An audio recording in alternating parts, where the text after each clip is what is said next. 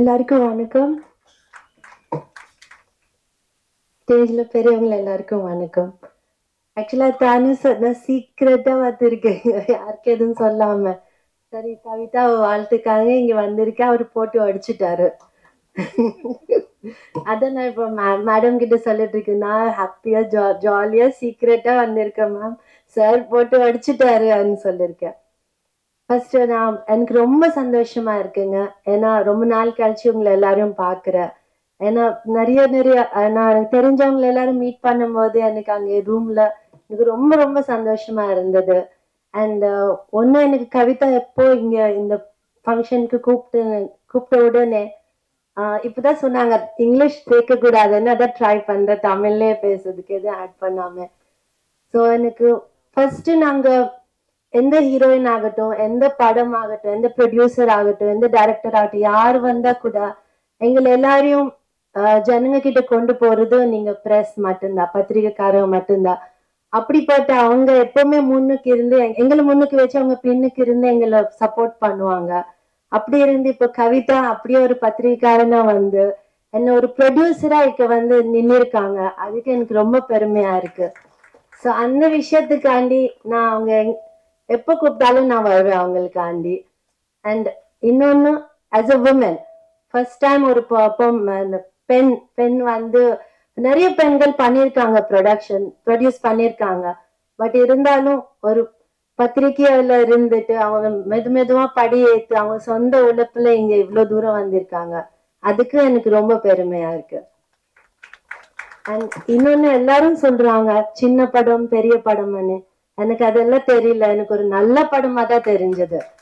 ஏன்னா ட்ரெய்லர் பார்த்தேன், அது வந்து ரொம்ப ஃபாஸ்டா ரொம்ப நான் இப்ப இருக்கிற ட்ரெண்டுக்கு கூடி இருந்தது, அந்த மாதிரி இருந்தது. மியூசிக் ரொம்ப நல்லா இருந்தது, ஸ்கிரீன் பிளே டிரெக்ஷன் எல்லாமே சூப்பரா இருந்தது ட்ரெய்லர்லயே.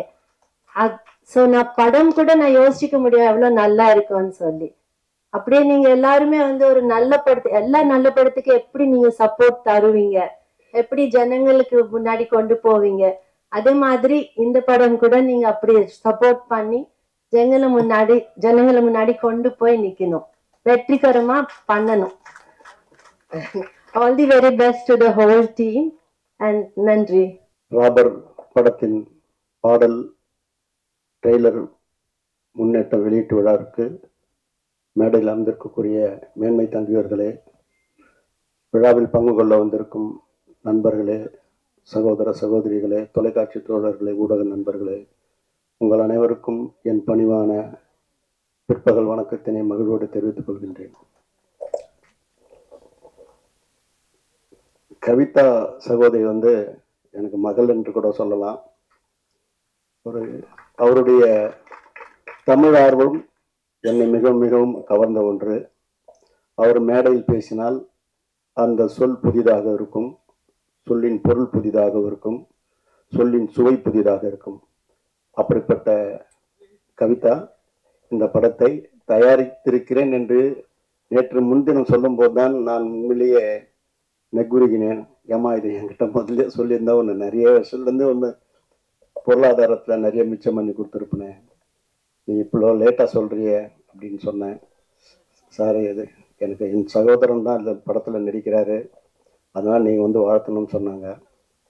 நீ எங்கே சொன்னாலும் வரப்போகிறேன். ஒரு பெண்மணி ஒரு பத்திரிகையாளராக இருந்து கொண்டு பத்திரிகையுடைய உரிமையாளர்களுக்கு மிகவும் பாத்தியப்பட்ட ஒரு பெண்மணியாகத்தான் நான் இந்த பெண்ணு பார்க்குறேன். தினமலர் ரமேஷ் சாரும் ஆதி மூலம் சாரும் என்கிட்ட பலமுறை இந்த பெண்மணியை தான் எனக்கு அனுப்பிச்சி வச்சு சில எண்ணங்களையும் எழுத்துக்களையும் சொல்வார்கள்.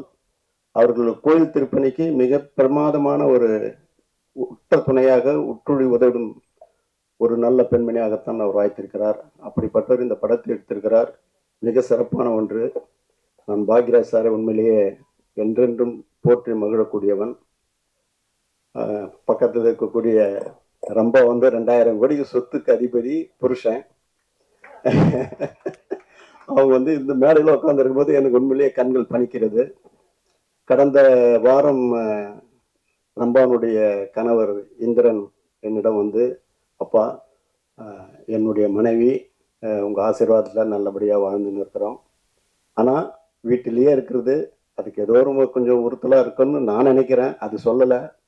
ஆனால் அவங்களுக்கு திரும்பவும் ஒரு சினிமாவில் வாய்ப்பு கொடுக்கணும் அப்படின்னு நீங்கள் என்கிட்ட சொன்னார். அதுக்காக நீ படங்களை எடுத்துடாதடா, நானே கண்டிப்பாக பண்ணித்தரேன், என்னுடைய நல்ல நல்ல கம்பெனிக்கெலாம் நான் சொல்கிறேன் அப்படின்னு சொல்லியிருக்கிறேன். ஆகவே உன் வரவு நல்லுறவாக ரொம்ப அம்மா. உன் அம்மான்னு சொல்கிறது என் மகளாக நினச்சி தான் சொல்கிறேன். அடுத்து வந்து அம்பிகா மேடம் இருக்காங்க. கூலிக்காரனுக்கு என் படத்தில் பணியாற்றுறதுக்காக பல முறை முயன்று அது நடக்காமல் போச்சு. இருப்பினும் ஏதாவது ஒரு காரணத்தில் உங்களை ஒரு படத்தில் நடிக்க வைக்கணும்னு நான் எண்ணது உண்டு. ஆகவே தியாகராஜன் சாரை பற்றி சொல்ல வேண்டியதில்லை. வண்ண வண்ண பூக்கள்ல அவருடைய மகனை வாலண்டியராக வந்து கொடுத்து அதுக்கு ஒரு பெரிய தேசிய விருதே கிடைக்கிறதுக்கு ஒரு முக்கிய காரணகர்த்தா விளங்கினார். ஆகவே பிரசாந்த் எங்கள் குடும்பத்தில் ஒருத்தர்.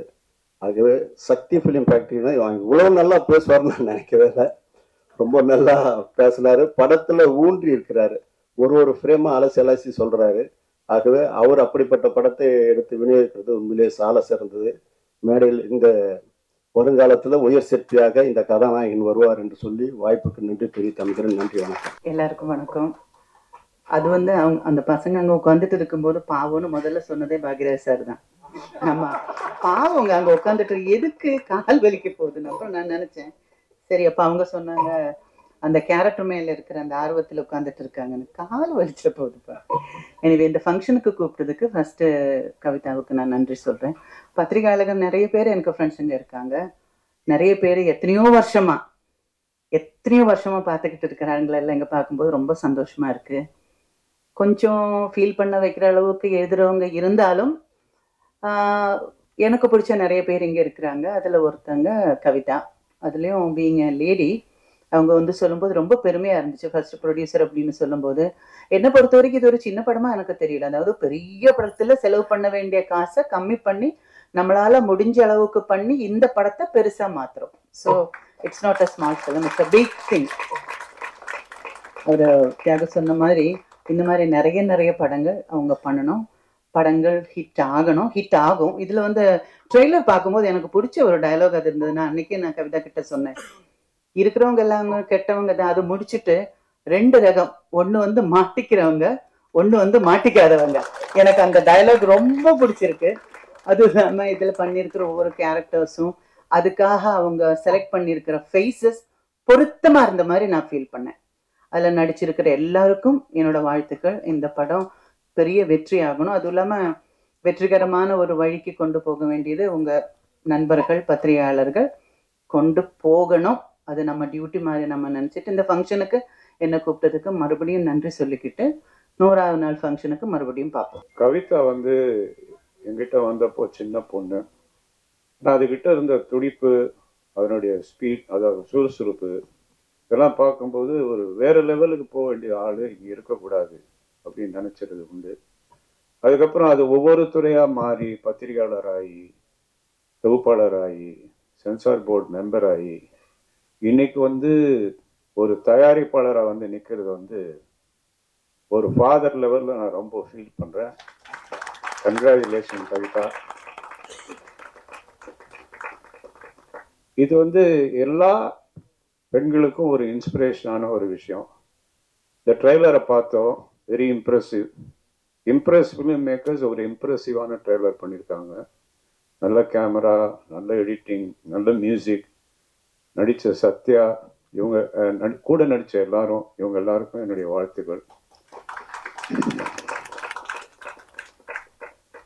ரெண்டாவது, இதில் வந்து இந்த படத்தை வந்து சக்தி ஃபிலிம் ஃபேக்ட்ரி ரிலீஸ் பண்ணுறான்னு சொன்னாங்க. அவர் நார்மலாக வந்து எல்லா படத்தையும் வாங்கி ரிலீஸ் பண்ண மாட்டார். அந்த படத்தில் ஏதாவது கண்டென்ட் இருக்கணும், ஏதாவது விஷயம் இருக்கணும், வியாபார ரீதியாக அது மிகப்பெரிய வெற்றி அடையும் அப்படின்னு தோணுனா மட்டும்தான் அந்த படத்தை பண்ணுவார்.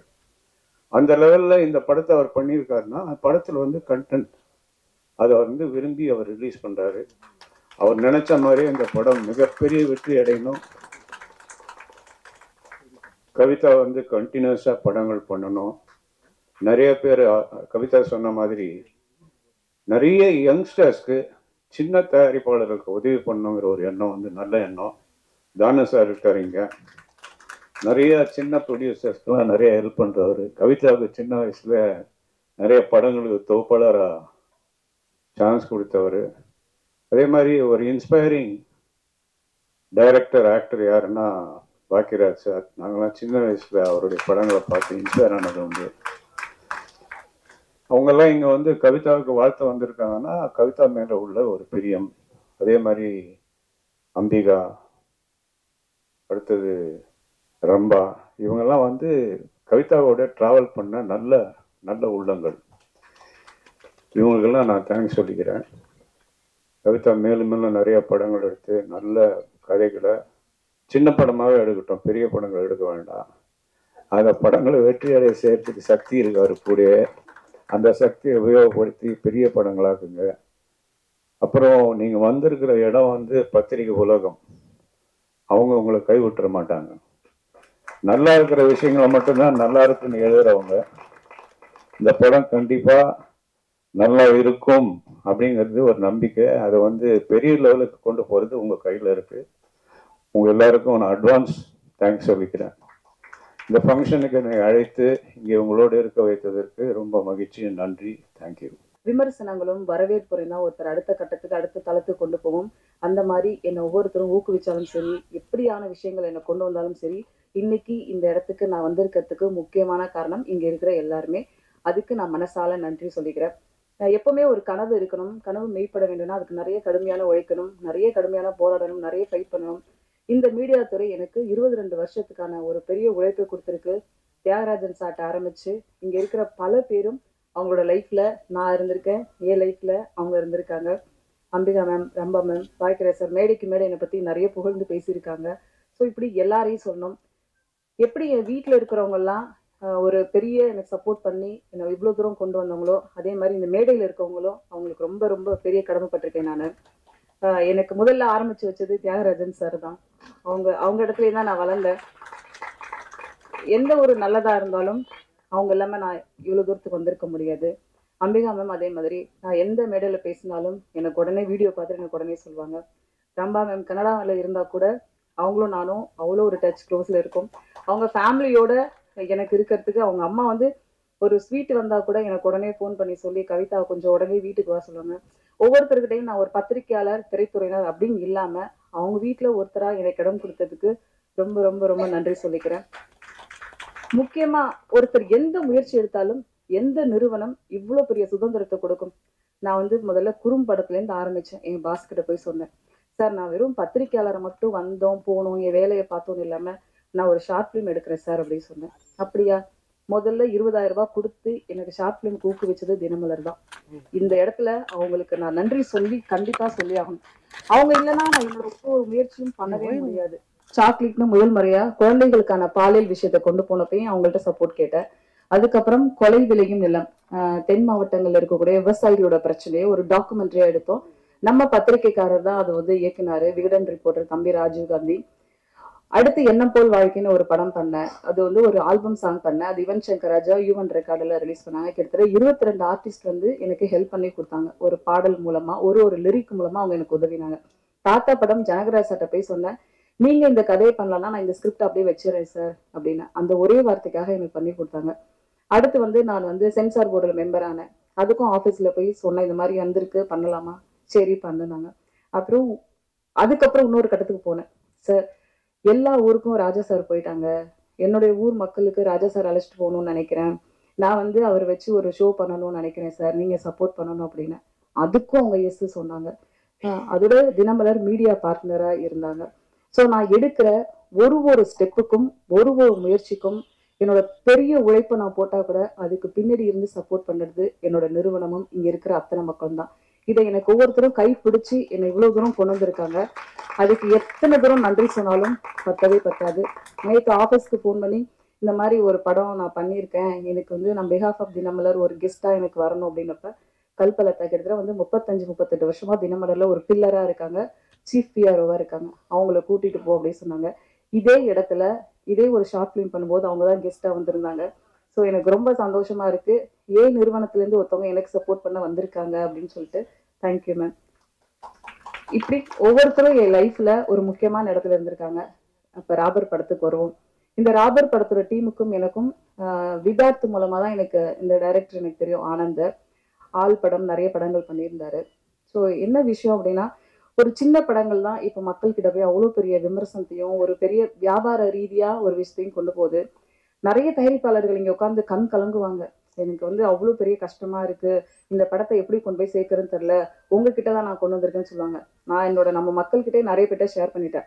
எவ்வளோ பெரிய கஷ்டம் ஒரு ஆர்டிஸ்ட்டை கூப்பிடுறதுல இருந்து, ஒரு டிசைன் பண்றதுல இருந்து, ஒரு சமூக வலைத்தளத்துக்கு அந்த படத்தை எடுத்துட்டு போறதுல இருந்து அவ்வளோ பெரிய போராட்டம். நம்ம உட்காந்து அவ்வளோ ஈஸியா ஒரு விஷயத்த சொல்லிடுறோம். ஆனா அதுக்கு பின்னாடி அவ்வளோ பெரிய உழைப்பு இருக்கு. தயவு செஞ்சு நான் ஒரு முடிவுக்கு வந்தேன், இனிமே சின்ன படத்துக்கு நான் இறங்கி அவங்களுக்கு வேலை பார்க்கணும் அப்படின்னு சொல்லி. ஏன்னா பெரிய படத்துக்கு வந்து நடிகர்கள் இருப்பாங்க, பெரிய இயக்குனர்கள் இருப்பாங்க, அவங்கள தேடி நம்மளே செய்திகள் போட்டுடுவோம். ஆனா சின்ன படத்துக்கு யார் போடுவா செய்தி, யார் எடுத்துட்டு போவா? அதனால நான் ஒரு முடிவு பண்ணேன், இனி சின்ன படம் எது சின்ன படமோ அதுக்கு நான் தேடி போய் அவங்களுக்கு உதவி செய்யணும் அப்படின்னு. ஏன்னா இதுல இந்த பிரச்சனைகள் இதுல என்னெல்லாம் ஃபேஸ் பண்ணோம் அப்படிங்கிறது எனக்கு பெரிய விஷயத்த லேர்னிங்கா எனக்கு கொடுத்துச்சு. இந்த ராபர் படம் மட்டும் இல்ல, அடுத்தடுத்த படங்கள் நம்ம டிராவல் பயணிக்க தான் போறோம். இந்த படம் பெரிய பெரிய பெரிய ஒரு பெரிய அனுபவத்தை எனக்கு கொடுத்துச்சு. இங்க இருக்கிறவங்க எல்லாருக்குமே நான் சொல்லிக்கிறேன், நம்மளோட உழைப்பும் நம்மளோட விஷனும் எதை நோக்கி போகணுமோ அதுல மட்டும் நீங்க கவனம் செலுத்தணும்னா எல்லாரும் எல்லா விதமான இலக்கை நோக்கி அடையலாம் அப்படிங்கிறது எனக்கு கிடைச்ச ஒரு எக்ஸ்பீரியன்ஸ். சும்மா பெண்கள் தானே 1000 பேர் விமர்சனம் பண்ணுவாங்க, இதெல்லாம் நீங்க யோசிச்சுட்டே இருந்தீங்கன்னா நம்ம அதே இடத்துல தான் நிக்கணும். நீங்க அதெல்லாம் எந்த பக்கமும் திரும்பக்கூடாது. நம்மளோட ஜேர்னி என்ன, நம்மளோட ஸ்டெப் என்ன, நம்ம என்ன எதை நோக்கி போக போறோம் அப்படிங்கிறத மட்டும் நம்ம நினைச்சிட்டோம்னா நம்ம எந்த ஒரு தடங்களையும் நம்ம சந்திக்கவே வேண்டியதில்லை. நம்மளோட பாதையும் பயணமும் வெற்றியை நோக்கி மட்டும்தான் போகும். என்ன மாதிரி இன்னும் நிறைய பெண்கள் இந்த துறைக்கு நிறைய பேர் வந்திருக்காங்க, இன்னும் நிறைய துறைக்கு வந்து பெண்கள் வரணும் அப்படின்னு சொல்லிட்டு ஆசைப்படுறேன். நீங்க நிறைய மேடைகள்ல பாருங்க, இங்க இருக்கவங்க எல்லாம் பாத்தீங்கன்னா சின்ன படங்களுக்கு சப்போர்ட் பண்ணவங்க தான். பாக்கியராஜ் சார் நேற்று வரைக்கும் இந்த மேடையில இருக்காங்க. நிறைய புதிய படங்களுக்கும் நிறைய புதியவர்களுக்கும் தமிழ் சினிமால 80கள்ல பாக்கியராஜ் சாரை பார்த்து சினிமாவுக்கு வந்தவங்க தான் அவ்வளவு பேரும் இருக்காங்க. சிறந்த கதைக்கு இருந்தாலும் சரி, சார் நல்லா நடிப்பாங்களா, நல்லா டான்ஸ் ஆடுவாங்களா, நல்லா பாட்டு பாடுவாங்களா அப்படிலாம் நீங்க பார்க்க வேண்டாம். நல்ல கதை பாக்கியராஜ் சார் படத்துல இருக்கு அப்படிங்கறத மட்டும் பார்த்துட்டு தான் அவ்வளவு பேர் சினிமாவுக்கு பார்க்க வந்தாங்க. தியாகராஜன் சார் நடிப்பை பார்த்துட்டு எவ்வளவு பேர் மிரண்டு போனாங்க. அவரை நிறைய பேர் சண்டை போட்டிருக்காங்க. அவரு வில்லனா ஹீரோவா நடிச்சதுல வில்லனா நடிச்சு பேரு வாங்கின ஒரே ஹீரோ யாருன்னா நம்ம தியாகராஜன் சார் தான். அம்பிகா மேடம் கொடுக்காத ஹிட்டே கிடையாது. ராதா அம்பிகான ஒரு காலத்துல அவ்வளோ ஒரு ஹிட் கொடுத்த நடிகைகள். ரம்பா மேம் சொல்லவே தேவையில்லை. இன்னைக்கு உள்ளத்தை அழுத்த அழகிய லைலானா இவங்களை விட யார் பெர்ஃபார்மன்ஸ் அப்படி பண்ணிருக்க முடியும் அப்படின்னு. ஸோ இவங்க எல்லாரும் மேடையில இருந்து இந்த மேடையை சிறப்பாக்குறதுக்கு நான் ரொம்ப ரொம்ப நன்றி சொல்லிக்கிறேன். இன்னைக்கு ஒரு புது ஸ்டெப் எடுத்து வச்சிருக்கேன். கண்டிப்பா இந்த பயணம் உங்களுக்கு முன்னாடி ஒரு பெரிய பாதையை போட்டு கொடுத்துருக்கு. அந்த பாதையில கண்டிப்பா நான் போவேன். இன்னும் பல பேர் எங்கேயும் கைப்பிடிச்சு அழைச்சிட்டு போவேன் உங்களோட துணையோடன்னு சொல்லிக்கிறேன் இந்த இடத்துல. ஸோ சக்தி ஃபிலிம் ஃபேக்டரி என்னுடைய ஊர்க்காரு. நான் இப்போ உரிமையா ஃபோன் பண்ணி திட்டலாம், நிறைய விஷயங்கள் பேசலாம். இன்னும் சொல்ல போனா நான் நிறைய மிரட்டி இருக்கேன். நான் கேட்பேன், நீங்க எல்லா படமும் நல்ல படம் நல்ல படம்னு சொல்றீங்களே, ஃபோன் பண்ணி கேட்பேன். நீங்க வந்ததுக்கெல்லாம் வாய்க்கு வந்தாலும் நல்ல படம் நல்ல படம் எதுதாங்க நல்ல படம் சொல்லுங்க. சில படங்களை ரிலீஸ் பண்ணிட்டு போயிட்டு அப்புறமா என்கிட்ட கேட்பாரு, படம் எப்படி இருக்கு, பத்திரிக்கைலாம் என்ன சொல்றாங்க, உண்மையா சொல்லட்டுமா, நீங்க ரிலீஸ் பண்ணும்போது என்ன பேசுறீங்க, செம்மையா வந்திருக்கு இந்த படம், நீங்க வேணா பாருங்க, இந்த படம் வந்த பிறகு நான் ரிலீஸ் பண்ணதுக்கான காரணம் என்னன்னு தெரியும் அப்படின்னு சொல்லுவேன். அப்புறம் நான் உண்மையாலுமே சில படங்கள் நல்லா இருக்கு அப்படின்னு சொல்லுவேன். சில படங்கள் சென்சார்ல பார்த்து நான் கூப்பிட்டும் சொல்லியிருக்கேன், எங்க உண்மையா நீங்க ரிலீஸ் பண்ணீங்க, அந்த படம் நான் முன்னாடியே பார்த்துட்டேன், ரொம்ப நல்லா இருக்கு அப்படின்னு சொல்லிட்டு. சின்ன படங்களுக்கு உதவி செய்யறவங்க தான் இங்க இருக்கவங்க எல்லாருமே. யாரும் பெரிய படத்துக்கு உதவி செய்யறவங்கள நான் கூப்பிடவே இல்லை. நம்ம பத்திரிக்காரங்க கூப்பிட்டா ஒரு 25-30 ஹீரோக்கள் வருவாங்க, சினிமா டைரக்டர் வராங்க, ஆர்டிஸ்ட் வருவாங்க. ஆனா இங்க இருக்கவங்களாம் ஏன் பாதையில ஜேர்னில இருந்தவங்களை மட்டும்தான் இங்க நான் கூப்பிட்டுருக்கேன். மற்ற யாருமே நான் இன்வைட் பண்ணல, கூப்பிடவில்லை, வற்புறுத்தவில்லை, வாங்க சொல்லவே இல்லை. இவங்க எல்லாரும் என்னோட பாதையில அழகான பாதையும் பயணம் போட்டு கொடுத்தவங்க. இவங்க போட்ட பாதையில இன்னும் அழகான பயணத்துல இன்னும் நிறைய பேர் இங்க இருந்து கூட்டிட்டு போகணும்னு ஆசைப்படுறேன். ஸோ இவ்வளவு நாள் வரைக்கும் நான் எடுக்கிற ஒரு ஸ்டெப்புக்கும் நான் பத்திரிகை நண்பர்கள் வந்து அழகா, நான் வந்து நிகழ்ச்சி தொகுப்பு பண்ணாலும் சரி, ஒரு புதிய ஒரு முயற்சி எடுத்தாலும் சரி, எதா இருந்தாலும் நான் இங்க உரிமையோட நிறைய பேர்ட்ட சொல்லியிருக்கேன், ஷேர் பண்ணியிருக்கேன், தயவு செஞ்சு இந்த போட்டோ போடு அப்படின்னு. 2வது நாள் வந்து போட்டோ போட்டு எனக்கு நியூஸ் போட்டு உடனே அனுப்பி வச்சிருவாங்க. போடலாம் அவங்களை கூப்பிட்டு என்ன இது உன்னால போட முடியாதா, இது எத்தனை நாள் டைம் எடுத்துட்டு அப்படின்னு கேட்டாலும் ஒரே நிமிஷம் நாளைக்கு பப்ளிஷ் பண்ணிடுறேன் அப்படின்னு சொல்லிருக்கீங்க. ஸோ அந்த பாசத்துக்கு எவ்வளோ ஈடு கொடுத்தாலும் முடியவே முடியாது. நேற்று வரைக்கும் அங்கே ஒரு நிகழ்ச்சியில் எனக்கு ஒரு சம்பவம் நடந்துச்சு. ஸோ அந்த மாதிரி என் கூட அக்காவா, தங்கச்சியா, தோழியா, உங்க கூட இருக்க ஒருத்தரா இவ்வளோ அழகான எனக்கு ஒரு லைஃப் கொடுத்துருக்கீங்க. கண்டிப்பா உங்க எல்லாருக்கும் நன்றி சொல்லிக்கிறேன். முக்கியமா என்னோட குடும்பத்துல இருக்கிற அத்தனை பேருக்கும் நன்றி சொல்லிக்கிறேன். எங்க அம்மாவுக்கு என்னோட எல்லா நல்லது கெட்டதுலயும் என்னோட அம்மா கூட இருந்திருக்காங்க.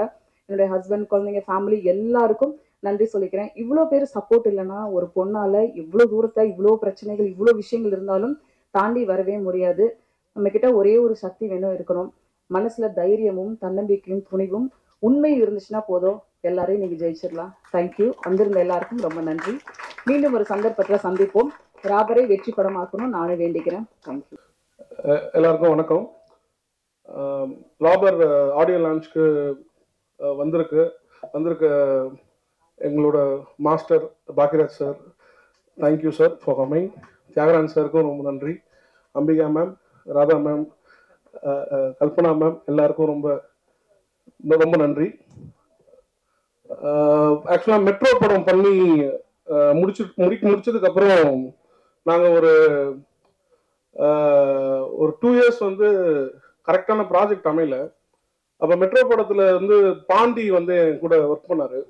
அவர் வந்து 2 yearsம் ஒரு டேரக்டர் கூட ஒரு ஒரு அசோசியேட்டாக இருக்கிறது வந்து எவ்வளோ கஷ்டம் அப்படின்னா, அவர் 6 வருஷம் இருப்பாங்க, அதில் ஒரு 2 வருஷம் வேலை நடக்கும், ஒரு 4 வருஷம் வேலை நடக்கும்ட்டு போயிட்டு ஏமாந்து அந்த டேரக்டர் வருவார்ல, அது கூட வந்து அந்த டேரக்டர் மட்டும் ஏமாற மாட்டாரு. அந்த பின்னாடி ஒரு டீம் இருக்கும். நம்மளுக்கு ஏதாவது பிரச்சனைனான்னு தெரியும், அவங்களுக்கு பிரச்சனையே தெரியாது. ஸோ அந்த ஒரு இடத்துல கூட என்னை விட்டு போகாம கிட்டத்தட்ட மெட்ரோல இருந்து கோடியில் ஒருவன் வரைக்கும், இப்போ நான் பண்ணிட்டு இருக்க நான் வயலன்ஸ் படம் வரைக்குமே என் கூட வந்து பக்கபலமா இருந்த பாண்டிக்கு ரொம்ப நன்றி. இந்த படத்தின் மூலமா ஒரு இயக்குனராக வருது எனக்கு ரொம்ப இதுதான் என்னோட பெஸ்ட் மொமெண்டா நான் நினைக்கிறேன். ஸோ கண்டிப்பா அவரோட ஹானஸ்டிக்கும் அவரோட டெடிகேஷனுக்கும் கண்டிப்பா அவர் வந்து ஒரு நல்ல இயக்குனரா வருவார்னு எனக்கு நம்பிக்கை இருக்கு. நான் வந்து எல்லா ப்ரெஸ் மீட்லயுமே என்ன ரெகுலரா பாக்குறவங்களுக்கு தெரியும், நான் ஒன்று சொல்லுவேன். என்னன்னா, நான் வந்து ப்ரெஸ்ஸை நம்பி மட்டும் தான் படம் எடுக்கிறேன். நிறைய பேர் கேட்பாங்க, மெட்ரோ ஹிட்டானதுக்கப்புறம் நீங்க என்ன பெரிய ஹீரோ வச்சே படம் பண்ண மாட்டீங்க அப்படின்னு. அது வந்து என்னன்னா, ப்ரெஸ்ஸை நம்பி படம் எடுக்கிறேன், என் இஷ்டத்துக்கு நான் வேலை செய்வேன், அந்த இஷ்டம் கரெக்டா இருக்கா இல்லையான்னு ப்ரெஸ் எனக்கு வந்து என்கரேஜ் பண்ணுவாங்க. அது மூலயமா எனக்கு நிறைய வியூவர்ஷிப் கிடைக்குது, நிறைய ஆடியன்ஸ் கிடைக்கிறாங்க, நான் படம் பண்றேன் ரெகுலரா அப்படின்ட்டு தைரியமா சொல்லுவேன். இதை வந்து கோடியில் ஒருவன்லையும் சொன்னேன், இப்பயும் அதுதான் சொல்றேன். எனக்கு கொடுத்த அதே ஆதரவை பாண்டிக்கும் கொடுப்பீங்கன்னு நான் நம்புறேன். அண்ட் இந்த படத்தோட சினிமாட்டோகிராஃபர் என்எஸ் உதயகுமார், அவரும் என்னோட எல்லா படங்களும் பண்ணவர். அண்ட் நாங்க வந்து இந்த படம் ஷூட் பண்ணும்போது அவங்க ஷூட் பண்ற டீம் வந்து டோட்டலாவே ஒரு கொரில்லா ஃபோர்ஸ் மாதிரி தான் ஒர்க் பண்ணுவாங்க. ஏன்னா அந்த படம் ஃபுல்லா ஒரு பர்டிகுலர் டேல ஓஎம்ஆர் பக்கம் போயிட்டு இருக்கும்போது, நான் ஓஎம்ஆர் பக்கம் ரெகுலரா என்னோட வீடு அங்கதான் இருக்கு, போகும்போதெல்லாம் முன்னாடி நிறைய ஸ்நாச்சிங்ஸ் நடந்துட்டே இருக்கும் பல வருஷத்துக்கு முன்னாடி. அப்ப காவல்துறை என்ன பண்ணாங்கன்னா, சிசிடிவி வந்து போட்டா இதை கண்ட்ரோல் பண்ணலான்ட்டு மெயினா வந்து சிசிடிவின்றது இந்த ரோட் கிரைம்ஸ் வந்து நடக்கக்கூடாது அப்படின்னு கண்காணிக்கிறதுக்கு தான் போட்டாங்க. அதுலயும் சில டீம் ஒன்று உருவாகி என்ன பண்ணாங்கன்னா, எங்கெங்கெல்லாம் சிசிடிவி இல்லையோ, எங்கெங்கெல்லாம் சிசிடிவி ஒர்க் ஆகலையோ, இதை வந்து ஒரு பிளான் போட்டு, இது ஒரு மாடஸ் ஆப்பரண்டி மாதிரி இது ஒரு வழிமுறைப்படுத்தி ஒரு கேங் வந்து கொள்ளடிச்சிட்டு இருந்தாங்க. அப்ப அந்த கேங்கை பிடிச்சிட்டாங்க. ஸோ அந்த கேங்கோட வழிமுறை, இந்த கிரைம் பண்ற வழிமுறைனா, ஒரு 5 வருஷத்துக்கு முன்னாடி வந்து சிசிடிவி பெருசா கிடையாது, இப்ப டோட்டலா சிசிடிவி வந்துருச்சு. இருந்தாலும் அதுல வந்து இந்த கிரைமை கரெக்டா பண்ணணும் அப்படின்ட்டு அவங்க போடுற அந்த பிளானு, அதுக்கு பின்னாடி இயங்குற கேங்கு, அதுக்கு பின்னாடி இருக்கிற எல்லா விஷயத்தையும் வந்து மெட்ரோ ஆல்ரெடி ஒரு எக்ஸ்ட்ரீம் சொல்லிட்டோம். அது வந்து ஒரு தீஃபை பத்தின கதை. தீஃப்னா ஒருத்தவன் போறான், அவன் முகத்தை காட்டாம செயினை ஸ்நாச் பண்ணிட்டு காணாம போயிடுவான். ராபர் வந்து தீஃப் வேற, ராபர் வேற. ராபர் வந்து நின்னு பயத்தை காட்டி அவன் வந்து ஒரு ஹார்னஸ் பண்ணி அதுக்கப்புறம் அந்த நகையை திருடிட்டு போவான். ஸோ இதுதான் தீஃபுக்கும் ராபருக்கும் இருக்கிற வித்தியாசம்னு மெட்ரோலே சொல்லியிருப்போம். ஸோ அது ஒரு தீஃபோட கதை, இது ஒரு ராபரோட கதை. இந்த படத்துல வந்து மியூசிக் பண்ண என்னோட ஃப்ரெண்ட் ஜோஹன், அவரும் மெட்ரோ படத்தோட மியூசிக் டைரக்டர் தான். ரொம்ப இன்டென்ஸான ஒரு பிஜிஎம் பண்ணியிருக்காரு, ரொம்ப சந்தோஷம்.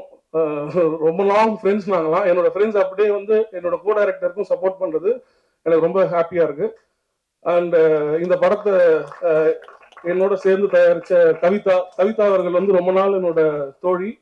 ஸோ ஃப்ரெண்ட்ஸாக இருந்து இப்போ ஒன்றா ஒர்க் பண்ணுறது ரொம்ப ஹாப்பியாக இருக்கு. அவங்களோட சப்போர்ட்டும் இந்த படத்துக்கு வந்து மிகப்பெரிய பலம். அண்ட் ஆஃப்டர் தட் இந்த படத்தில் நடித்த ஜேபி சார் வந்து இந்த படத்தில் ஆக்சுவலாக ராபர் கேரக்டர் நெகட்டிவ், எல்லாமே நெகட்டிவ் ஷேட் கேரக்டர். இதுல வந்து ஜேபி சார் கிட்ட போய் பாண்டி கதை சொல்லிட்டு அவர் மீட் பண்ணும்போது என்னன்னா, இந்த படத்துல 2 ஓல்ட் மேன் இருப்பாங்க. இந்த ஓல்ட் மேன் தான் அந்த 2 படத்தோட லீட். ஆக்சுவலா பாசிட்டிவ் கேரக்டர்ஸ். அந்த 2 இது வரைக்கும் பாசிட்டிவ் கேரக்டர் லீடா வச்சு பண்ணா ஒரு யங் ஹீரோ பண்ணுவாங்க, அந்த மாதிரி இருக்கும். இது வந்து ஒரு சீனியர் சிட்டிசன் தான் பாசிட்டிவான கேரக்டர் இந்த படத்துல. அவர் வந்து ரொம்ப சேலஞ்சா அக்செப்ட் பண்ணி இது பண்ணாங்க. அவரும் பாண்டி சாரும் 2 பேரும் சேர்ந்து தான் அந்த காம்பினேஷன்ல நிறைய விஷயம் பண்ணியிருப்பாங்க. ஊரே கலைக்கினுங்கிற ஒரு கேங்கு. அந்த கேங் யாராலையும் எதுவும் பிடிக்க முடியல. ஆனா இவங்க 2 பேர் எப்படி ஸ்கெட்ச் போடுறாங்கன்ற சீக்வன்ஸ்லாம் நாங்கள் நிறைய ஒர்க் பண்ணோம். அது எல்லாமே நல்லா வந்திருக்குன்னு நினைக்கிறேன்.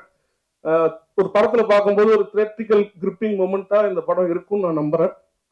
அண்ட் இந்த படத்துல நடிச்ச டேனி அவரும் வந்து சொன்ன, இந்த படத்துல லீடு வந்து ஒரு கேவலமான கேரக்டர், அவனுக்கு ஒரு வில்ல இருப்பான், அவனோட கேவலமான கேரக்டர் அப்படின்னு சொன்னா இதுதான் எனக்கு வேணும் அப்படின்னு சொல்லிட்டு அவர் வந்து ரொம்ப பார்ட்டிசிபேட் பண்ணி நிறைய நடிச்சு ரொம்ப சப்போர்ட் பண்ணாரு. ஸோ இது ஒரு நல்ல டீம் ஒர்க்கா சேர்ந்து எல்லாம் ஒர்க் பண்ணது ரொம்ப ஹாப்பியா இருந்தது. குறிப்பா வந்து art director Saravanan, stunt Mahesh. அவர் வந்து இந்த ஸ்டண்ட் கூட பாத்தீங்கன்னா அந்த ஒரு பொண்ணோட ஷாலை வந்து இது பண்ணும்போது அந்த பொண்ணு ஒரு ஆர்க்கா போகணும், அந்த ஃப்ரேம்ல வந்து ஒரு ஆர்டிஸ்டா தெரியணும்னு ஒரு பிளானு. அதுக்கு அவர் பிளான் பண்ண விஷயம் அது ரொம்ப ஷார்ட்டான டைம்லேயே, ஒரு நாள் 2 நாள் ஆகிற வேலையே ரொம்ப ஷார்ட்டான டைம்லேயே கிளியரா பிளான் பண்ணி அவங்க டீம் வச்சு பண்ணி கொடுத்தாரு. அந்த பொண்ணு அந்த பர்டிகுலர் கேரக்டர் பண்ண அந்த பொண்ணுமே ரொம்ப நல்லா பண்ணாங்க. ஏன்னா ஒரு ஹாஃப் டே அவங்க ரோப்ல வந்து she has to fly for like 40-50 feets பறந்துகிட்டே இருக்கணும். ஸோ அந்த அளவுக்கு அவங்க வர முடியல. அவங்களுக்கும் எங்க இருந்தாலும் என்னோட தேங்க்ஸ். அண்ட் இந்த படத்தோட லிரிக் ரைட்டர் அருண் பாரதி நண்பர், அவரும் இந்த படத்துல ஒரு அழகான சாங் எழுதியிருக்காரு. அவருக்கும் என்னுடைய நன்றிகள். அப்புறம் படத்தோட எடிட்டர் ஸ்ரீகாந்த் அண்ணன், அவரு என்னோட எல்லா படமும் அவரும் பண்ணிக்கிட்டே இருக்காரு. அடுத்து நான் வயலன்ஸ்லயும் அவரு தான் ஒர்க் பண்ணிட்டு இருக்காரு. ஸோ எங்க அண்ணனா இருந்து கைட் பண்ணிட்டு இருக்காரு. ஆக்சுவலா நானும் எடிட்டர் தான், அதனால எனக்கும் அவருக்கும் எந்த பிரச்சனையும் இல்லாம அவரு என்ன ஹேண்டில் பண்ணிக்கிறாரு. ஸோ ஒரு அசிஸ்டன்ட் எடிட்டரா என்ன போட்டு நான் ஒரு அசிஸ்டண்டாவும் வேலை பார்த்துன்னு இருப்பேன். ஸோ அதனால அதுக்கான ஒரு இது அலோவ் பண்ணதுக்கு ரொம்ப நன்றிண்ணே. தேங்க்யூ. அண்ட் இந்த படத்தோட ஹீரோ சத்யா வந்து மெட்ரோல ஒரு கேரக்டரா பண்ணி ஒரு அந்த ஃபேஸ் வந்து இந்த பர்டிகுலர் கேரக்டருக்கு கரெக்டா இருந்தது. நிறைய எழுதுனீங்க, அவருக்கு நல்ல பாராட்டு கிடைச்சது. ஆனாலுமே எப்ப மீட் பண்ணாலுமே அவருக்கு நிறைய சான்ஸ் கிடைக்கும், தறி போயிட்டே இருந்துச்சு. நான் பார்த்துக்கிட்டே இருந்தேன், சரி இவன் ஒரு ஸ்டேஜில் வந்து ட்ரை பண்ணிட்டே இருப்பானா இல்லை விட்டுட்டு போயிடுவானா அப்படின்னு தெரியாம இருந்தது. ஏன்னா நாங்களும் அப்போ ஸ்ட்ரகிள் பண்ணிட்டு இருந்த டைம்.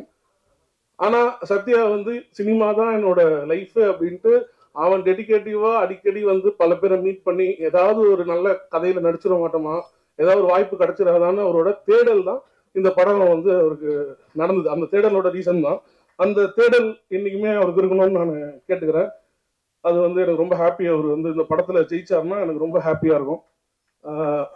அண்ட் சக்தி சார் வந்து படம் பார்த்துட்டு அப்புறமா தான் மீட் பண்ணேன் நான்.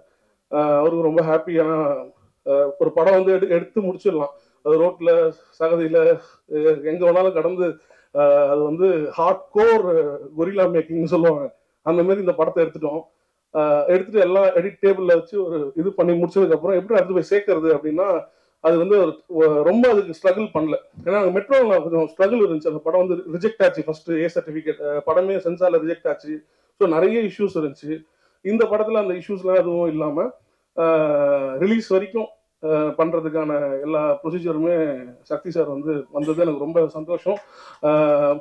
இந்த மாதிரி வந்து சின்ன படங்களுக்கு சப்போர்ட் பண்றதுக்கு வந்து அந்த ஒரு ஹானஸ்டான படமா இருந்தா அதை வந்து பெட்டிங்கிற பேர்ல அழிக்காம அதை வந்து சப்போர்ட் பண்றதுக்கு அவர் மாதிரி ஆட்கள் இருக்க வரைக்கும் கண்டிப்பா வந்து கண்டென்ட் இருக்கிற படங்கள் வந்து நிச்சயமா ஓடிடியில மட்டும் இல்ல தியேட்டர்லயும் நல்லா ஓடும் அப்படின்ற ஒரு நம்பிக்கை எனக்கு வந்து இருக்குது சார். ரொம்ப நன்றி சார்.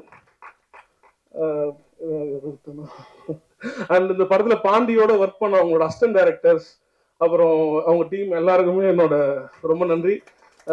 என் கூட ஒர்க் பண்ணவங்க தான் பாண்டி கூடயும் ஒர்க் பண்ணாங்க. ஸோ ரொம்ப தேங்க்ஸ் எல்லாருக்கும். பாண்டிக்கு சப்போர்ட் பண்ணதுக்கு ரொம்ப தேங்க்ஸ். அடுத்தடுத்து உங்களோட ஃபங்க்ஷனையும் இந்த மாதிரி பார்க்கணும்னு ஆசைப்படுறேன். ஸோ சீக்கிரமா நல்ல படம் பண்ணுங்க, வெயிட்டிங். அண்ட் ஆஃப்டர் தட் அந்த படத்துல வந்து கோரியோகிராஃபரா இருந்த ஹரி மாஸ்டர் அண்ட் எக்ஸிக்யூட்டிவ் இபியா இருந்த சிவகுமார், இவங்க எல்லாருக்குமே ரொம்ப நன்றி. மற்றபடி சொல்லணும்னா இது ஒரு ஆக்சுவலாக இது ஒரு ஏ சர்டிஃபிகேட் படம். ஸோ அது அந்த அப்படியே தான் நாங்கள் கொண்டு வரோம் ஹானஸ்டா. ஸோ இந்த படம் வந்து ஒரு ப்ராப்பரான ஒரு விமன் அவேர்னஸ் மூவியா இருக்கும். ஏன்னா இப்போ நம்ம விமன்ஸ் டே நாளைக்கு கொண்டாடுறாங்கன்னு கொண்டாடிட்டு இருந்தோம். என்னைக்குமே ஆதிக்கம் என்பது ஜாதியின் அடிப்படையில் மட்டுமல்ல, நாட்டின் அடிப்படையில் மட்டுமல்ல, மனிதனின் அடிப்படையில் மட்டுமல்ல, ஒரு விக்டிம் பேஸ்ட் ஆதிக்கம் நடக்கும். என்னன்னா ரோட்ல ஒரு பொண்ணு வந்து நடந்து போவோம், அந்த பொண்ணை போய் இவங்க ஸ்நாட்ச் பண்ணுவாங்க, அந்த பொண்ணு கிட்ட போய் அட்வைஸ் பண்ணுவாங்க. இந்த பொண்ணு வந்து இப்படி பண்ணலாமாமா, இவ்வளவு செயின் போட்டு போகலாமாமா, ரோட்ல ஒரு பொண்ணு இப்படி போகக்கூடாதுமா அப்படின்ட்டு இந்த சமுதாயம் வந்து ஆதிக்கம் செலுத்துவவங்க பக்கம் வந்து கேள்வி கேட்காம விக்டிம் பக்கமே அந்த கேள்வி கேட்டுட்டே இருப்பாங்க. அதனால என்னைக்கு அந்த ஒரு கேள்வி கேட்கறது நிக்குதோ சமுதாயம் அன்னில இருந்து ஒரு நல்ல ஷேப் எடுக்கும். So we have to stop blaming the victims every time. எப்பயுமே வந்து ஒரு பாதிக்கப்பட்டவங்களை நம்ம பிளேம் பண்ணக்கூடாது. பாதிப்பை ஏற்படுத்துறவங்கள திருத்தணும், இல்ல அவங்கள வந்து களை எடுக்கணும், அவ்வளவுதான். இதுதான் இதோட ரிசல்ட். ஸோ அந்த மாதிரியான ஒரு படமா அது ரோட்ல நடந்தாலும் சரி, வீட்டுல நடந்தாலும் சரி. ஸோ இந்த படம் வந்து அந்த மாதிரியான ஆதிக்கத்தை, கிரைம் ஆதிக்கத்தை, அதுவும் ஒரு பெண்கள் மேல் செலுத்தப்படும் ஒரு கொடூரமான ஒரு ஆதிக்கத்தை எடுத்து சொன்ன ஒரு படம் தான். கண்டிப்பா உங்களோட சப்போர்ட் எனக்கு இந்த படத்துக்கு கிடைக்கும்னு நினைக்கிறேன். Thank you so much. சீக்கிரமா சக்சஸ் மீட்லையும் மீட் பண்ணணும்னு நான் விரும்புறேன். Thank you so much. கவிதா எனக்கு உண்மையிலே ஆச்சரியமா இருந்தது. என்னன்னா அவர் தமிழ் வந்து நான் எப்பவுமே ரொம்ப ரசிச்சு கவிதா எப்போ தொகுத்து வழங்கினாலும் அதை சொல்லிக்கிட்டே இருப்பேன். எல்லா இதுலேயும் நம்மகிட்ட இல்லாத ஒன்று ரொம்ப சிறப்பாக அவங்க பேசுகிறாங்க, அவ்வளோ இலக்கணம் சுத்தமாக தமிழை வந்து உச்சரிக்கிறாங்க அப்படின்னு சொல்லிட்டு. எனக்கு இந்த படத்துக்கு அவங்க தயாரிப்பாளர் அப்படிங்கிறது வந்து எனக்கு உண்மையிலே அவங்க சொல்கிற வரைக்கும் எனக்கு ஒன்றும் புரியல. அப்படி இங்கே வந்ததுக்கப்புறம் தான் நிறையா ஏற்கனவே ஷார்ட் ஃபில்ம் எல்லாம் வேறு எடுத்திருக்காங்க அப்படின்னு சொல்லி. ஸோ சின்ன மீன் போட்டெல்லாம் பார்த்துட்டு படம் பார்த்துட்டு தான் அதுக்கப்புறம் கமர்ஷியலாக இப்போது கமர்ஷியலாக படமே பண்ணலாம் அப்படின்னு முடிவு வந்திருக்காங்க. ஸோ தயாரிப்பாளர் வந்ததில் அவங்க இந்த நாளைக்கு மகளிர் தினம், ஆனால் எல்லாத்தையும் இன்றைக்கே ஸ்டேஜ் ஏற்றி எல்லாத்தையும் அவங்க சக பத்திரிகையாளர் எல்லாத்துக்கும் அவங்க கௌரவிச்சது அப்படிங்கிறது ரொம்ப சந்தோஷப்படக்கூடிய ஒரு சமாச்சாரம். அதுக்கு வாழ்த்து தெரிவிச்சுக்கலாம். அப்புறம் மூத்த பத்திரிகையாளர் ஆனால் எனக்கு வந்து ரொம்ப பாசத்தோடு நட்பாக பழகிற செல்வம் சார், அவரை வந்து இது ஃபஸ்ட் டைம் வந்து பிஆர்ஓ அப்படின்னு சொல்லியிருக்காங்க. அது எனக்கு ரொம்ப மனசுக்கு நிறைவாக இருந்தது. அதே மாதிரி வந்து அவங்க பேசும்போது சொன்னாங்க, அவங்க நல்லா பேசுவாங்க, நல்லா பேசும்போது சொன்னாங்க பாக்யராஜ் சார் அப்படின்னா அது ஃபைட்டுக்கு போகக்கூடாது, நீங்கள் டான்ஸ் நினச்சிட்டு போகக்கூடாது, நீங்கள் நடிப்பு நினச்சிட்டு போகக்கூடாது நீங்கள் அப்படின்ட்டு ஒன்லி கதை தான் அப்படின்னா இது எல்லாமே ஒரு மைனஸு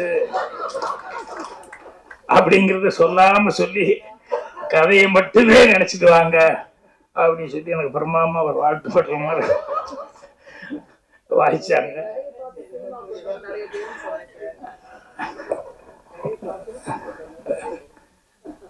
ரொம்ப சந்தோஷமா இருந்தது அவங்க சொல்லும்போது. சரி பரவாயில்ல, அவங்க ஒரு தயாரிப்பாளராகி நமக்கு ஒரு நல்ல மரியாதையா வருது. அப்புறம் இவ்வளோ நேரம் வரைக்கும் இந்த ஃபங்க்ஷன் போகும்னு நான் நினைக்கல. ஏன்னா அவங்க 3 மணிக்கே அதே கஷ்டம், தேட்டர் கிடைக்காது, அடுத்தடுத்து புக் பண்ணியிருக்காங்க அப்படின்னா. அப்புறம் நானும் பார்த்துக்கிட்டே இருக்கிறேன், எப்படா இன்னும் அடுத்தது யாரோ கூப்பிடுவாங்களே, லைட்டாக பண்ணுறது அது இதெல்லாம் நடக்க, அடுத்த ஆளு வேற வந்து உள்ளே வந்துடுவாங்களே அப்படின்னு சொல்லிட்டு அது அப்படியே போயிட்டே இருந்து. சரி பரவாயில்ல, ஏதோ கேட்டு வாங்கிட்டாங்க உங்களுக்கு சந்தர்ப்பம் அப்படின்னு சொல்லிட்டு. அதே மாதிரி வந்து இந்த இன்னொருத்தருக்கு வந்து வாழ்த்து சொல்லணும், சாருக்கு வாழ்த்து சொல்ல மாதிரி ரீஎன்ட்ரி ரொம்ப அவர்கள் அது வந்து தானு சார் சொல்லிட்டு போனார். ரெடியாக இருக்கிறேன், நானெல்லாம் ரெடியாக இருக்கிறேன், வாங்க. அந்த மாதிரி இந்த படம் அவங்களுக்கு எல்லாருமே இவ்வளோ தூரம் ஒத்துழைப்பு கொடுத்து பண்ணுறதுக்கு அவங்க கேரக்டர் அதுதான் ரொம்ப முக்கியம். அது வந்து எனக்கு அவங்க கேரக்டர் வந்து எத்தனை பேர் பத்திரிகையாளர்லேருந்து எல்லாருமே வந்து சக நண்பர்கள் எவ்வளோ பேர் வந்து சும்மா ஒருத்தர் முன்னுக்கு வர முடியாது. எல்லாரும் ஆணுக்கு பின்னால் தான் பெண்ணுமாங்க. இந்த பெண்ணுக்கு பின்னால் பல ஆண்கள் இருக்கிறாங்க நிறைய பேர். அவங்க எல்லாருமே நல்ல விதத்தில் சப்போர்ட் பண்ணியிருக்காங்க. அது எனக்கு ரொம்ப சந்தோஷமாக இருக்கு. அப்புறம் இன்னொருத்தர் இவங்க பிரதர் கார்த்திக், எனக்கு பொறாமையாக இருந்தது. இவர் வந்து அவரை சொல்ல அவரை உடனே கூப்பிட இது பண்ண அப்படின்னு உட்காரு. ஏன்னா எங்கள் அண்ணன் பெல்ட் எடுத்துகிட்டே துரத்துவார். சினிமா ட்ராமான்னு சொன்னாலே கோயம்புத்தூரில் சினிமா ட்ராமாவா அப்படின்ட்டு பெருசாக தடி கிடி என்ன இருக்குதோ அதெல்லாம் எடுத்து துரத்துவாங்க. இதெல்லாம் நம்ம செய்கிற வேலையா அப்படிங்கிற மாதிரி. அப்புறம் நான் சினிமாவுக்கு வந்ததுக்கப்புறம் தான் அக்செப்ட் பண்ணிக்கிட்டாங்க. ஆனால் எனக்கு இப்போ பாருங்கள், தம்பியை கொண்டு வரணும் அப்படிங்கிறதுக்காக வந்து அவர் எந்த அளவுக்கு சப்போர்ட் பண்ணியிருந்தா இதெல்லாம் கொடுக்கணும். அவங்க ஒரு பெரிய சப்போர்ட்டு, கவிதா ஒரு பெரிய சப்போர்ட்டு. அப்புறம் அந்த மெட்ரோ படத்தில் நான் பார்த்தேன், அதில் கொஞ்சம் ஒரு ஒரு நல்ல ஃபோர்ஸான ஒரு கேரக்டராக வந்து பண்ணியிருப்பார். இங்கே பார்த்தா அதுக்கு சம்மந்தமே இல்லாமல் உட்காந்துருக்கேன். என்னை விட இன்னசென்ட்டாக உட்காந்துருக்கேன். எதுவுமே பேசாத அளவுக்கு சைலண்டாக நான் வந்தது.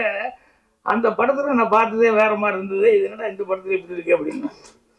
ஸோ உங்களுக்கு உங்கள் பிரதரு சிஸ்டர் எல்லாமே கிடைச்சது உங்களுக்கு ஒரு பெரிய கொடுப்பினை. அப்புறம் இந்த படத்தில் இன்னைக்கு இசை வெளியீட்டு இது டெய்லர் வெளியீட்டு விழாங்கிறதுனால ஜோவன் முதல் கொண்டு கேமராமேன் முதல் கொண்டு இதில் பணியாற்றின எல்லாத்துக்குமே என்னுடைய வாழ்த்துக்களை வந்து தெரிவிச்சுக்கிறேன். இது இம்ப்ரெஸ் அப்படின்னு சொல்லி கம்பெனி, இம்ப்ரெஸ் ஃபிலிம் ஃபேக்ட்ரி அப்படின்னாங்க. டைட்டில் ரொம்ப இம்ப்ரெஸ்ஸாக தான் இருக்குது. நல்லா ராபர் அப்படின்னு சொல்லக்கூடியது. என்னென்னா திருடன் அப்படின்னு சொல்லும்போது எனக்கு வரும்போது அப்படி யோசிச்சுக்கிட்டே வந்தேன். எனக்கு பிடிச்ச சில திருட்டு விஷயங்கள்லாம் ரொம்ப நான் ரசித்த விஷயங்கள். அது சிவாஜி சார் நடிச்சது ஒரு படம் இருக்கும். ஒரு ஆள் வர்றான், நகை பணமெல்லாம் எடுத்துகிட்டு வர்றான், அதை திருடணும், நாளைக்கு ஏதாவது நைட் டைமில் போய் எல்லாம் திருடலாம் அப்படின்னு சொல்லும்போது, இதெல்லாம் காலையில் 10:30 மணிக்கு தான் அவன் எடுத்துகிட்டு கடைக்கு வர்றான், 10:30 மணிக்கே திருடிடுறான், இங்கே அந்த ரோட்லேயே வச்சு திருடிடலாம் அப்படின்னு. இந்த ரோட்டில் வச்சு எப்படி திருடுவா அப்படின்னா, ஒன்றும் இல்லை ஒரு கேமரா மட்டும் கொண்டு வாங்க அப்படின்னு சொல்லிட்டு 2 ஆளுகளை ஒட்டு கூட கொடுங்க அப்படின்னு சொல்லிட்டு அந்த சேட்டு வரும்போது இவர் உணர்ந்து கேமராவெல்லாம் வச்சு ரெடியாக 10 மணிக்கு வெயிட் பண்ணுவார். ஜனங்கள்லாம் சேர்ந்துருவாங்க. என்ன சார்னா ஷூட்டிங்கு நீங்களாம் கூட நடிக்கணும் அப்படின்னு. என்னென்ன இல்லை ஒருத்தர் வருவான், அப்போது நாங்கள் வந்து டக்குன்னு போய் நிறுத்தி பிளாக் பண்ணி அந்த பணத்தை எல்லாம் பொட்டியோட பணத்தையும் நகையும் தூக்கிட்டு ஓடுவோம். அப்போ ஐயோ திருடன் கத்தும்போது நீங்களாம் சேர்ந்து ஏண்டா வட்டிக்கு வட்டி விட்டு இப்போ காசு சம்பாதிச்சுவேன், அதனாலதான் உன் காசு இப்படி அநியாயத்துக்கு போகுது அப்படின்னு சொல்லி நீங்களாம் அவனை பிடிச்சி ரொம்ப கம்மியாக அடித்து அவனை அப்படி உட்கார வச்சிருங்க அப்படிங்கிற மாதிரி சொல்லி சிவாஜி சார் திருடிட்டு போவார் திருடன் படத்தில். நான் ரொம்ப ரசிச்ச சீன் அது. புத்திசாலித்தனம் இருந்தது, அதே நேரத்தில் ப்ரெசன்ஸ் ஆஃப் மைண்ட் யூஸ் பண்ணி பண்ணுறது. இதே மாதிரி ரியல் லைஃப்பில் கூட ஒன்று சொல்லுவாங்க. என்னென்னா இன்கம் டேக்ஸ் வந்து எல்லாருமே பேஜர் ஆகிடுவாங்க இல்லையா, திடீர்னு வந்து நிற்கிறாங்க அப்படிங்கும்போது. அது எம்ஆர்ஆர் வீட்டுக்கு ஒரு தடவை இன்கம் டேக்ஸ் ஆஃபீஸர் வந்துட்டாங்க. வந்து என்ன இதான் இன்கம் டேக்ஸ் நாங்கள் அப்படின்னா ஒரு 4-5 பேர். உடனே எம்ஆர்ஆர் வெளியே வந்து ஐயோன்னு கத்தினாரு. வீதியில எல்லாம் எம்ஆர்ஆர் ரோட்டில் வந்து ஐயோன்னு கத்தி, என் வீட்டுக்குள்ள திருடம் வந்துட்டு என்னை கத்தியை காப்பிட்டு மிரட்டுறா, நீங்க தான் காப்பாற்றணும் ஜனங்க. நம்ம எம்ஆர்ஆர் வீட்டில் உடனே எல்லாம் பூந்து அடி. இன்கம் டேக்ஸ் எனக்கு அடி விழுந்துருக்கு. இவர் பொட்டி படிக்கிற என்னென்னலாம் வச்சிருக்காரு அதெல்லாம் பத்திரமா காரில் எடுத்து வச்சு சேஃப்டியா கொண்டு போயிட்டாரு வெளியே. அன்னைக்கு இன்கம் டேக்ஸ் அன்னைக்கு தான், அதுல இருந்தா போலீஸ் இல்லாம எந்த வீட்டுக்கும் இன்கம் டேக்ஸ்கே போகிறாங்க. அன்னையிலேருந்து தான் போலீஸே வந்து இது பண்ண ஆரம்பிச்சாங்க அப்படின்னா. அந்த மாதிரி திருடர்கள் அப்படின்னு சொன்னோம்னா அதுக்கு ஒரு பிரெயின் வேணும், வித்தியாசமா என்ன திருடலாம் அப்படின்னு சொல்லிட்டு. அப்ப நானே நினைச்சு பார்த்துக்குவேன். என்னன்னா இந்த முதல்ல திருடுறவன் வந்து அவன் கெட்டிக்காரத்தனம், ஏன்னா எவ்வளோ சேஃப்டியாக வைக்க முடியுமோ எல்லாமே சேஃப்டியாக வச்சுருப்பாங்க. ஆனால் இவன் மைண்டு வந்து ரொம்ப பிரமாதமாக அதை யூஸ் பண்ணி எப்படா அதை திருடிட்டு போகிறது அப்படின்னு சொல்லிட்டு ரொம்ப பிளான் பண்ணி கரெக்டாக போய் இவன் வந்து அடிச்சுட்டு போயிடுவான். அப்புறம் போலீஸ்காரர் வருவான். அவன் வந்து எப்படி நின்று பார்ப்பான், எந்த வழியாக உள்ளே வந்திருக்க முடியும், எப்படி வந்திருக்கணும், ரேகையெல்லாம் போடுறதுக்கு முன்னாடியே அது பழக்கமானவனா இல்லை புதுசாக தெரிஞ்சவனா அப்படின்னு சொல்லி பார்த்துட்டு இவனை வந்து போலீஸ்காரன் வந்து கரெக்டாக அவன் ரூட்டை கண்டுபிடிச்சி இவன் போய் அரெஸ்ட் பண்ணுவான். ஸோ அது இதை விட பெரிய திருடுறவனை விட பிரெயினுங்கிறது வந்து போலீஸ்காரனுக்கு. அதுக்கப்புறம் இது கோர்ட்டுக்கு வரும், அந்த லாயர் கேட்டுக்குவார். கேட்டு என்னென்ன திருடுன அப்படின்னா ஓகே. அப்புறம் போலீஸ் இப்படி பிடிச்சாங்க, இல்லை மர்டர் கேஸ் ஏதோ ஒன்றை பிடிச்சாங்க. உடனே அந்த லாயர் இவன் இப்படி திருடுனா போலீஸ் இப்படி கேஸ் போட்டிருப்பான், இவன் இப்படி பண்ணியிருப்பான் அப்படி பண்ணியிருப்பான், ரெண்டையும் கேட்டுட்டு இப்படி நடக்கவே இல்லை அப்படின்னு சொல்லிட்டு அந்த கேஸே உல்டா பண்ணி விட்டுருவாங்க. சில நேரங்களில் அந்த லாயர் பண்ணுறது இருக்க இந்த திருட மூளையை விட போலீஸ்காரங்க அவங்க இன்னும் கிரிமினல் மூளை. லாயருக்கு தப்பாக நினச்சக்கூடாது, ஜெயிச்சுக்கிறதுக்காக சொல்லுவார்.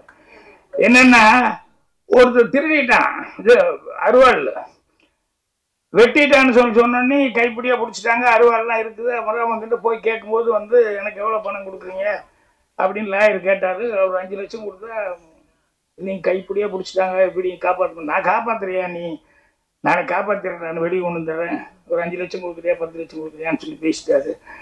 அப்புறம் போனார்.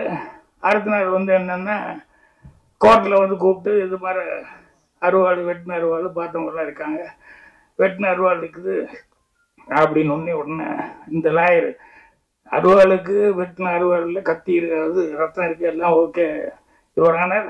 அதை போய் அந்த அருவாளை எடுத்துகிட்டு போய் கொஞ்ச நேரத்துலேயே அந்த ஃபாரன்சிக் மாதிரி ஆளுங்க இருப்பாங்க இல்லையா, இந்த பிளட்டை செக் பண்ணி அதை முதல்ல செக் பண்ணிட்டு வர சொல்லுங்கன்னு. அதை போய் செக் பண்ணிட்டு வந்து அது ஆட்டு ரத்தம் அப்படின்ட்டான். என்னன்னா இவர் முதல் நாளே போலீஸில் போய் ஆளை பிடிச்சி அவனுக்கு ஒரு 1 லட்ச ரூபாய்க்கு கொடுத்து அந்த அருவாளை வாங்கிட்டு வந்து அதை போய் க்ளீன் பண்ணி நல்லா கரெக்ட் பண்ணிவிட்டு ஆட்டு ரத்தத்தை எடுத்து அதில் பூசிட்டு கொண்டு வந்து சத்தமெல்லாம் மறுபடியும் உள்ள வைக்க சொல்லிட்டாரு. ஸோ லாயருடைய புத்திசாலித்தனம் எப்படிங்கிறது பாருங்க. அது எப்படி எடுத்துக்கலாம், கிரிமினல் மைண்டு எடுத்துக்கலாம், புத்திசாலித்தனமான மைண்டுன்னு எடுத்துக்கலாம். ஆனால் இது போலீஸ் திருடன் தாண்டினது போலீஸுடைய மைண்டு, போலீஸை தாண்டி லாயர்னுடைய ஒரு மைண்டு. இது எல்லாத்த விட மோசமான ஒரு மைண்ட் இருக்கு, ரொம்ப கிரிமினலான மைண்டு. அவங்க யார் வேணா ரைட்டர், நம்ம அனந்த கிருஷ்ண மாதிரி என்ன மாற என்ன அப்படின்னா இது எல்லாத்தையும் கிரியேட் பண்றது யாரு? ஒரு கதைக்கு வேணும்னா திருடன் நம்ம தான் கிரியேட் பண்ணணும். அதை எப்படி போலீஸ்காரர் கண்டுபிடிக்கிறான் அப்படிங்கிறதையும் நம்ம தான் கிரியேட் பண்ணணும். லாயர் கேரக்டர் வந்ததுனால அதை உடைக்கிறதுக்கு லாயருக்கு உண்டான மூளை, அதுக்கு உண்டான டைலாக் அதெல்லாம் போடுறதும் நம்ம தான் பண்ணணும். இத்தனையும் பண்ணி அதுக்கப்புறமா தான் வந்து ரைட்டருங்கிறவங்க வந்து பேர் வாங்க முடியும். ஸோ சினிமாவில் வந்து ரைட்டர் அப்படின்னு சொல்லும்போது அனந்த கிருஷ்ணன் அவர்கள் அந்த ஃபஸ்ட்டு படம் அதை பார்த்தேன். அதில் வந்து அந்த கிரைம் நான் எடுக்கிற படம் வேறு, நான் பார்க்குற படம் வேறு. என் லைப்ரரிக்காரனை சொல்லுவான் பூர்ணிமா கிட்ட, எங்கள் சம்மந்தமே இல்லை சார், எப்போ பாரு கத்தி துப்பாக்கி இது இருக்கிற படமாக எடுத்துகிட்டு போகிறாரு, ஆனால் அவர் எடுக்கிற படத்தில் அதெல்லாம் வர்றதே இல்லையே அப்படின்ட்டு. எனக்கு சினிமா பார்க்குறதுனா ஃபைட்டு இதெல்லாம் இருந்தால் தான் எனக்கு பிடிக்கும். ஸோ அந்த மாதிரி நான் படம் பார்க்குறேன். ஆனால் இவர் அனந்த கிருஷ்ணன் அந்த ஃபஸ்ட்டு படம் செய்யும்போது பார்த்தா அதில் வந்து பிளானிங்கு அதெல்லாம் பண்ணுறது, அதை எப்படி கண்டுபிடிக்கிறாங்க அப்படிங்கிறதெல்லாம் வந்து ரொம்ப அழகாக பண்ணியிருந்தார். இப்போ சினிமாவில் வந்து ஒரே ஒரு விஷயந்தான், ஒன்று ஏதாவது புதுசாக ஒரு விஷயம் சொல்லணும், இல்லைன்னா சொல்கிற விஷயம் வந்து சொல்கிற விதம் இருக்குல்ல அது புதுசாக இருக்கணும். இந்த ரெண்டில் ஏதாவது ஒன்று இருக்கணும். இது விட்டு வேற ஒன்றும் பண்ணவே முடியாது. ஸோ புதுசாக கிடைக்கலன்னா கூட சொல்கிற விதம் வந்து புதுசாக இருக்கிற மாதிரி பார்த்துக்கணும். ஸோ அவர் இந்த மெட்ரோ படத்தில் வந்து அவருடைய அந்த ஸ்கிரிப்டில் வந்து அவன் எப்படி திருடுறான், அதை எப்படி ஃபாலோ பண்ணுறாங்க, எப்படி பிடிக்கிறாங்க அப்படிங்கிறது. அப்புறம் அதுக்கு நடுவுலேயே லாஸ்ட் அந்த சென்டிமெண்ட் வந்து வச்சுருந்தாங்க, இந்த மதர் அந்த சென்டிமெண்ட் வச்சு, அப்புறம் பிரதருக்கும் அவருக்கும் இருக்கக்கூடிய அந்த இது. ஸோ என்னென்ன எமோஷன் கொண்டு வர முடியுமோ அனந்த கிருஷ்ணன் வந்து ரொம்ப அழகாக அதில் பண்ணியிருந்தார். நான் ஃபோன் பண்ணி பேசுனேன்னு நினைக்கிறேன், இல்லை ஆமாம், ஆளை இப்போ தான் பார்க்குறேன் நான். ஆனால் படம் பார்த்துட்டு ரொம்ப நல்லா இருக்குது அப்படின்னு சொல்லிட்டு அப்போவே நான் ஃபோன் பண்ணி பேசினேன். ஸோ இதில் வந்து இப்போ ராபர் அப்படின்னு சொல்லி டைட்டில் வச்சுருக்காருங்க போது நிச்சயமாக நிறையா ராபர் சம்மந்தப்பட்ட விஷயங்கள்ல அதில் என்னென்னா சுவாரஸ்யம் வந்து அதிகமாக இருக்கும். ஏன்னா இந்த திருடுறவன் எப்படி திருடுறான் அப்படிங்கிறது, போலீஸ்காரன் எப்படி போய் பிடிக்கிறான் அப்படிங்கிறது எல்லாமே அது மூளைக்கு வந்து வேலை கொடுக்குற மாதிரி அந்த க்ரைமில் வந்து எதுவுமே நல்லா இருக்கும். ஸோ இந்த படம் ராபர் அப்படின்னு சொல்லி இந்த டைட்டில் வந்து ஒன்றுமே எனக்கு ஸ்கிரிப்ட் வந்து வித்தியாசமாக பண்ணியிருப்பார் அப்படின்ட்டு. அதுக்கப்புறம் அனந்த கிருஷ்ணனுக்கு ஸ்பெஷலாக ஒரு நன்றி சொல்லணும். என்னன்னா அவருடைய அசிஸ்டண்ட்டுக்கு படம் கொடுத்து இந்த படத்தை டைரக்ட் பண்ணி வச்சிருக்காரு. அது பெரும்பாலும் அப்படிலாம் நடக்கிறது கொஞ்சம் கஷ்டமாக இருக்கும். அந்த மாதிரி தான் நடக்காது. ஆனால் அவர் வந்து உதவியாளருக்காக வந்து ஒரு படம் பண்ணணும்னு சொல்லி அதை வந்து ஓகே அப்படின்னு சொல்லி கவிதா அவர்களும் அக்செப்ட் பண்ணிக்கிட்டு இவங்க வந்து படம் ப்ரொடியூஸ் பண்ணது அப்படிங்கிறது வந்து அதான் அந்த அண்டர்ஸ்டாண்டிங் அப்படிங்கிறது வந்து அவர் எந்த அளவுக்கு இவர்கிட்ட சின்சியராக ஒர்க் பண்ணியிருந்தா இவர் இந்த அளவுக்கு அவருக்கு ஒரு வாய்ப்பு கொடுத்துருப்பார் அப்படிங்கும்போது அது மனசுக்கு சந்தோஷமாக இருக்குது. இது வந்து ஒரு ஆரோக்கியமான விஷயம் சினிமாவில். இப்போ நானே வந்து பார்த்திபன் தான் நான் தான் பூஜை போட்டேன் ஃபஸ்ட்டு. அப்புறம் வேறு சில காரணங்கள்னால படம் வந்து செய்ய முடியாமல் போச்சு. அப்புறம் பார்த்திபனுக்கு அப்புறம் பாண்டியராஜனே என்னோட பேனரில் வந்து அவனும் நானே ஸ்கிரிப்ட் எழுதி கொடுத்தேன். ஒரு 2-3 படம் பார்த்திபன், தாய் குடும்பமே, கபடி இதெல்லாம் வந்து எப்போ சும்மா இருக்கும்போது யோசிச்சு வைப்போம். அப்புறம் கொஞ்சம் தள்ளி வந்துருச்சுன்னு வச்சுக்கோங்களேன், இனி போய் நம்ம லவ் பண்ணிட்டு இருந்தால் நல்லா இருக்காது. இந்த ஒரு ஏஜ் தாண்டியாச்சுன்னா இப்போவும் போய் லவ்னு சொல்லிட்டு தான் நல்லா இருக்காது அப்படின்னு சொல்லும்போது அப்போ பாண்டியராஜன் இவங்கெல்லாம் வரும்போது சரி இந்த கதை நீ பண்ணுறா இது நல்லா வரும் அப்படிங்கிற மாதிரி சொல்லி இது பண்ணுவேன். ஸோ அந்த மாதிரி அசிஸ்டண்ட்டுக்குள்ளே ஒரு நல்ல அண்டர்ஸ்டாண்டிங் அப்படிங்கிறது வந்து இருக்கணும் டைரக்டருக்கு அசிஸ்டண்ட்டுக்குள்ளே. ஸோ இந்த ஸ்கிரிப்டை பொறுத்த வரைக்கும் அவர் வந்து தன்னுடைய அசிஸ்டண்ட்டுக்காக வந்து ஒரு படத்தை பண்ணி அவரே வந்து சான்ஸ் கொடுத்தது மட்டும் இல்லாமல் அவரே ப்ரொடியூஸ் பண்ணியிருக்காகும் போது எந்த அளவுக்கு அவர் நம்பிக்கை வச்சுருக்காரு அப்படிங்கிறது ரொம்ப ரொம்ப சந்தோஷமாக இருக்குது. ஸோ கவிதா அவர்களுக்கும் சரி, ஆனந்த கிருஷ்ணன் அவர்களுக்கும் சரி, தயாரிப்பாளரும் அவங்க தயாரிப்பாளருக்கு மட்டும் அவங்க சக்ஸஸ் ஆகணும். அவங்க குடும்பத்தில் எல்லாருமே வந்து வாழ்த்து சொன்னதுங்கிறது ரொம்ப சந்தோஷமாக இருக்குது. ஸோ படத்தினுடைய வெற்றி விழாவில் மீண்டும் எல்லாம் அந்த குடும்ப சகிதமாக எல்லாருமே கலந்துக்கிட்டு இதே சந்தோஷத்தை பகிர்ந்துக்கணும்னு சொல்லி என்னுடைய வாழ்த்துக்கள் தெரிவிச்சுக்கிறேன். நன்றி.